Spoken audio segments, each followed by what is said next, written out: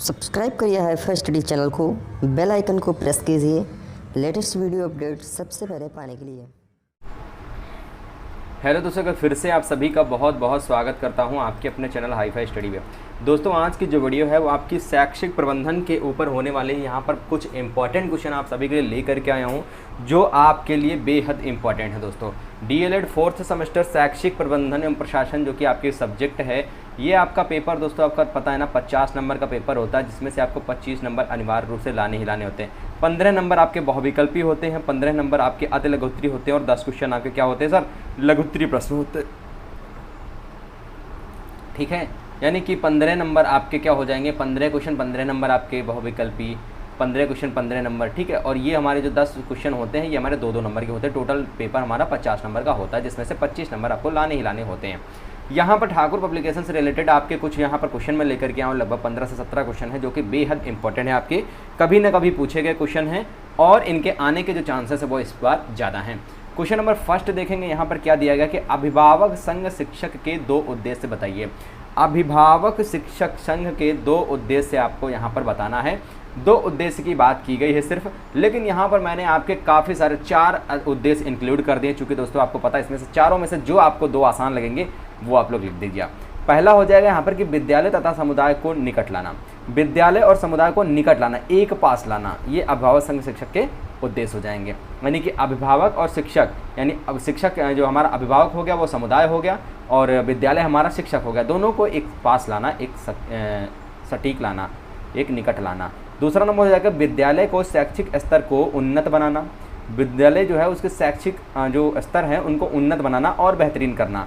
विद्यालय की गतिविधियों में सहयोग प्रदान करना, मतलब विद्यालय में अगर कोई भी गतिविधि हो रही है या कोई भी कुछ भी मतलब थोड़ा बहुत अगर काम है, इसके लिए विद्यालय में अगर अनुदान दे सकते हैं आप लोग, सहयोग प्रदान करें, जो क्या होते हैं अभिभावक होते हैं, तो उनके लिए भी ये जो मीटिंग है या कह लीजिए संघ जो है ये किया जाता है।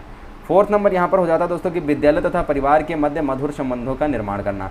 मधुर संबंधों का निर्माण करना मतलब किसी भी प्रकार का यहाँ पर द्वेष भावना नहीं होनी चाहिए कि हाँ भाई हम फीस देते हैं तो हम क्यों ऐसा काम करें, मतलब क्यों दे फीस के अलावा क्यों एक्स्ट्रा दें, मतलब ये सब। दूसरा नंबर क्वेश्चन हो जाता है यहाँ पर कि विद्यालय प्रबंधन का मुख्य दायित्व तो किसका होता है। विद्यालय प्रबंधन में जो मुख्य दायित्व होता है वो आपको पता है ना, प्रधानाचार्य प्रिंसिपल का होता है। ये तो आपको बताने की ज़रूरत है नहीं, ये सबसे आसान, मतलब ये तो मोस्टली आपको पता ही होता है। ठीक है, उसके बाद हमारा यहाँ पर नेक्स्ट हो जाएगा यानी 3rd नंबर। 3rd नंबर यहाँ पर ये होता है कि विद्यालय प्रबंधन की 2 विशेषताओं का उल्लेख करना है। तो विद्यालय प्रबंधन की 2 विशेषताएं आपको पता है ना, निम्न है।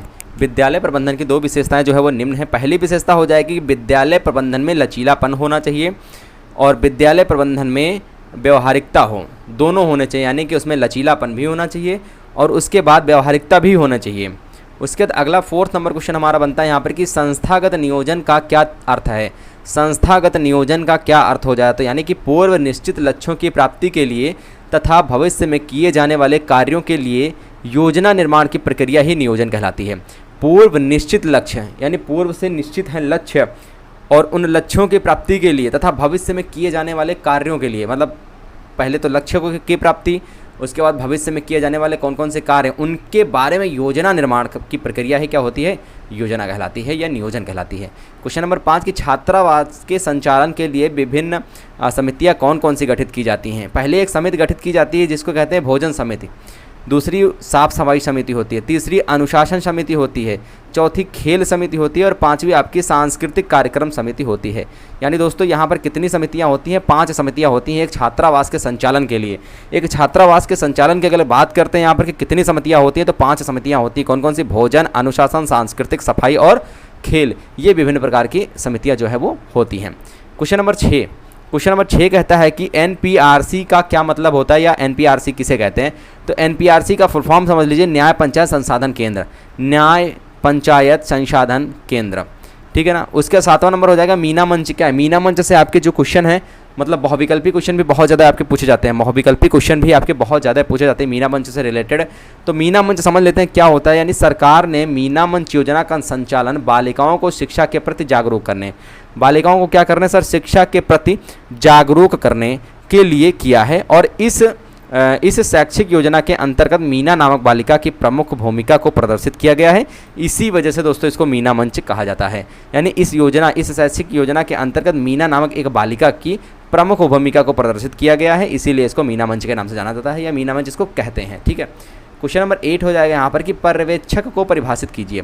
पर्यवेक्षक को परिभाषित कीजिए। तो पर्यवेक्षक यानी एडम्स और डिकी के अनुसार यहाँ पर एक पर्यवेक्षक की परिभाषा मैं यहाँ पर इंक्लूड किया हूँ, जो कि आपके लिए बेहद इंपॉर्टेंट है, सबसे आसान भाषा में है, सटीक आंसर है इसका कि पर्यवेक्षक संस्थाओं के सुधार के लिए एक नियोजित कार्यक्रम है। पर्यवेक्षक क्या है? संस्थाओं के सुधार के लिए एक नियोजित क्या है सर? कार्यक्रम है, एक नियोजित कार्यक्रम है। नेक्स्ट हो जाएगा 9 नंबर कि ग्राम शिक्षा समिति को प्राप्त होने वाले अनुदान कौन कौन से होते हैं। ग्राम शिक्षा समिति जो होती है उनको प्राप्त होने वाले अनुदान कौन कौन से होते हैं। पहला अनुदान उनका आ जाता है विद्यालय निर्माण के लिए, दूसरा शौचालय निर्माण के लिए, तीसरा शिक्षण अधिगम सामग्री के लिए, चौथा हो जाएगा शिक्षण अधिगम उपकरण के लिए, पेयजल की व्यवस्था के लिए, छात्रवृत्ति और निःशुल्क गणवेश ड्रेस के लिए और अन्य वित्तीय सहायता के लिए। ये 7 प्रकार के प्राप्त होने वाले अनुदान होते हैं। यानी कि अन्य में आपका अब आगे मान लीजिए 8वां नंबर कोई पॉइंट आ जाता तो उसको अन्य वित्तीय सहायता में रख दिया जाएगा। चूँकि लेकिन इंपॉर्टेंट जो हमारे होते हैं वो विद्यालय निर्माण के लिए, शौचालय निर्माण के लिए, शिक्षण अधिगम सामग्री के लिए, शिक्षण अधिगम उपकरण के लिए या शिक्षण उपकरण के लिए, या पेयजल व्यवस्था, और आपका हो जाएगा यहाँ पर छात्रवृत्ति और निःशुल्क गणवेश के लिए। उसके बाद प्रोजेक्टर क्या है, ये भी क्वेश्चन आपका पूछा जाता है, वेरी मोस्ट इंपॉर्टेंट के तहत है दोस्तों ये कि प्रोजेक्टर क्या होता है, प्रोजेक्टर क्या है। ठीक है ना, यानी कि मतलब होता है कि इनमें चित्रों को बड़े पर्दे पर प्रतिच्छेदित कर दिया जाता है। इनमें चित्रों को यानी जो छोटे चित्र होते हैं उनको बड़े पर्दे पर प्रतिच्छेदित कर दिया जाता है, उसी को दिखाया जाता है, वही हमारा प्रोजेक्टर होता है। 11 नंबर की शारीरिक शिक्षा से क्या अभिप्राय है। शारीरिक शिक्षा से क्या अभिप्राय है दोस्तों? तो आपको पता होना चाहिए कि शारीरिक शिक्षा के अंतर्गत खेल कूद आता है, व्यायाम आता है, योगासन आता है, स्काउटिंग आता है, गाइडिंग आता है, इत्यादि क्रियाओं का आयोजन किया जाना चाहिए या किया जाता है या होना चाहिए। ये सब अभी शारीरिक शिक्षा के अंतर्गत आते हैं। यानी शारीरिक शिक्षा का क्या अभिप्राय है? तो शारीरिक शिक्षा के अंतर्गत खेल कूद, व्यायाम, योगासन, स्काउटिंग, गाइडिंग इत्यादि क्रियाओं का आयोजन होना चाहिए, ये सब है। ठीक है, आगे बात करते हैं यहाँ पर 12 नंबर क्वेश्चन। 12 नंबर हमारा क्वेश्चन हो जाएगा यहाँ पर दोस्तों कि बाढ़ आने के कारणों का उल्लेख कीजिए। तो बाढ़ आने के कारण 2 कारण मैंने यहाँ पर इंक्लूड किए हैं। पहला कारण हो जाएगा कि भारी वर्षा तथा चक्रवाती वर्षा बाढ़ के कारण। दूसरा आपका हो जाएगा यहाँ पर कि अधिक वर्षा के कारण बाढ़ की स्थिति उत्पन्न हो जाती है। पहली बात तो भारी वर्षा होगी या चक्रवाती वर्षा बाढ़ के कारण होता है, चक्रवाती तूफान वगैरह। दूसरा आपका अधिक वर्षा के कारण बाढ़ की स्थिति उत्पन्न हो जाती है। क्वेश्चन नंबर 13 कि मानवीय संसाधन के अंग बताइए। तो मानवीय संसाधन के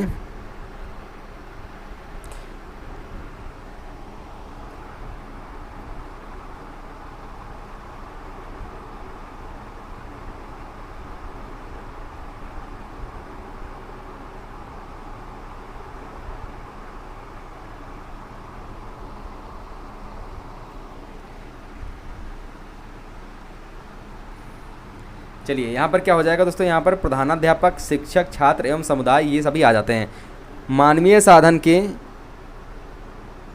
अंग बताइए। मानवीय साधन के अंग क्या हो जाएंगे? प्रधानाध्यापक हो जाएगा, शिक्षक हो जाएगा, छात्र एवं समुदाय हो जाएगा। क्वेश्चन नंबर 14 यहाँ पर कि पेयजल व्यवस्था से क्या अभिप्राय है।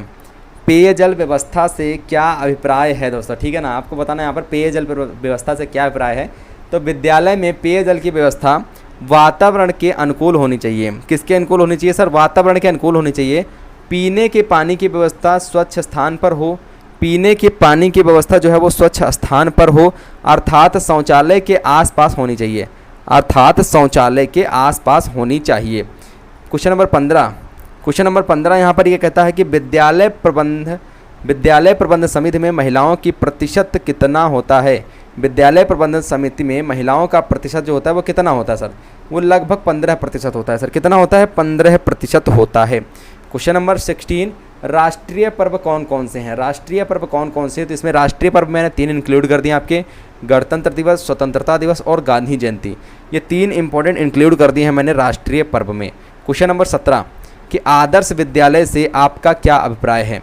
आदर्श विद्यालय से आपका क्या आशय है। तो एक आदर्श विद्यालय भवन अत्यंत विशाल एवं विस्तृत हो, इसकी कलाकृति आकर्षक लगने वाली हो तथा इसमें छात्रों को चलने फिरने की पूर्ण सुविधा हो। यही एक आदर्श विद्यालय के गुण होते हैं। क्वेश्चन नंबर 18 यहाँ पर हो जाएगा दोस्तों। यहाँ पर सबसे इंपॉर्टेंट क्वेश्चन आपका ये भी बनता है क्या बनता है, खेल का क्या महत्व है, खेल का क्या महत्व है, यानी छात्रों के स्वास्थ्य एवं आंतरिक प्रवृत्तियों की अभिव्यक्ति एवं विकास की दृष्टि से खेल का विशेष महत्व होता है। तो यहाँ पर दोस्तों आज की वीडियो में कितने क्वेश्चन थे आपके, आज की वीडियो में दोस्तों आपके लिए मैं लेकर के आया हूँ 18 क्वेश्चन। 18 क्वेश्चन थे जो कि इम्पोर्टेंट थे और इम्पोर्टेंट थे। यहाँ से एक क्वेश्चन आपका ज़रूर पूछा जाएगा दोस्तों, ठीक है ना। इस छोटे से वीडियो से आपका एक क्वेश्चन जो है ज़रूर पूछा जाएगा। उम्मीद करते हैं सेशन पसंद आया होगा। सेशन पसंद आया तो शेयर करिए, तो दोस्त मित्रों के साथ ज़्यादा से ज़्यादा इसको लाइक करिएगा। और इसकी जो फोटो है वो आपको टेलीग्राम पे प्रोवाइड कर दी जाएगी, आप लोगों को टेलीग्राम पे मिल जाएगी, ठीक है ना। बिल्कुल टेंशन लेने की जरूरत नहीं है आपको। मिलेंगे नेक्स्ट वीडियो के साथ, तब तक थैंक्स। जय हिंद, जय भारत, वंदे मातरम।